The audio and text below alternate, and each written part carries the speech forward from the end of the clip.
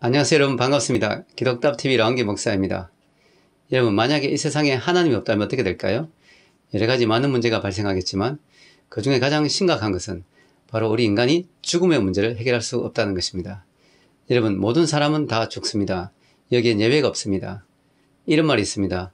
백설공주는 무엇을 먹고 죽었는가? 여기에 대한 대답은 많은 사람들이 독사가 라고 대답하겠지만 정답은 백설공주도 나이를 먹고 죽었다는 것입니다. 그렇습니다 여러분. 아무리 예쁜 공주도 나이를 먹으면 죽습니다. 아무리 건장한 체격의 남성도 나이를 먹으면 죽습니다. 모든 인간은 죽습니다.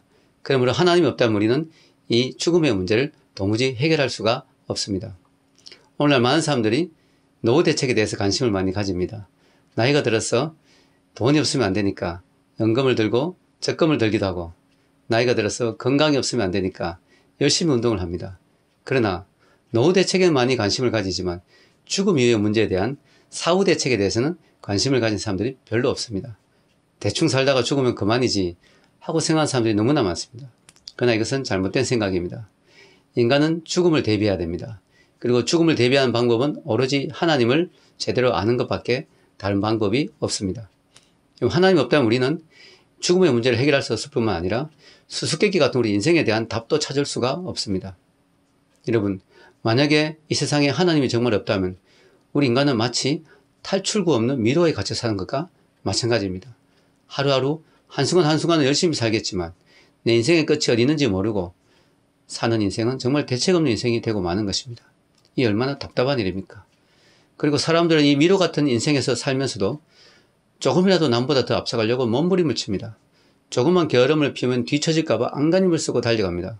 그러나 그렇게 한다고 과연 우리 인생의 문제에 대한 답을 찾을 수가 있을까요? 릴리 롬린이라는 분이 이런 말을 했습니다.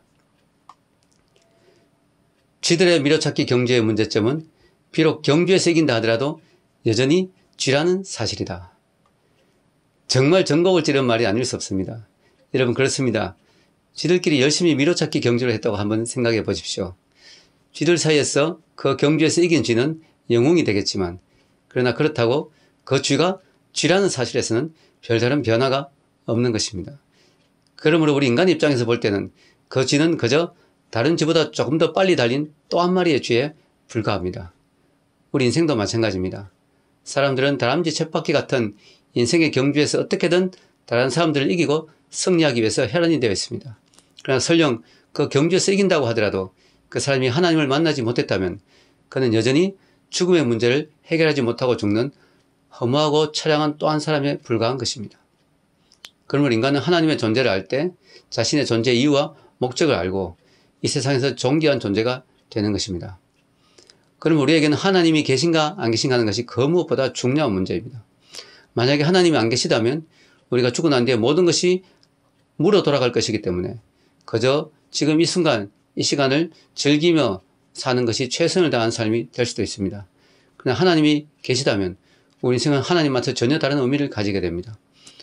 하나님, 우리 인간을 하나님의 형상대로 창조했다고 하는 성경의 말씀이 사실이라면 우리는 이 우주에서 가장 존귀한 존재가 되는 것입니다.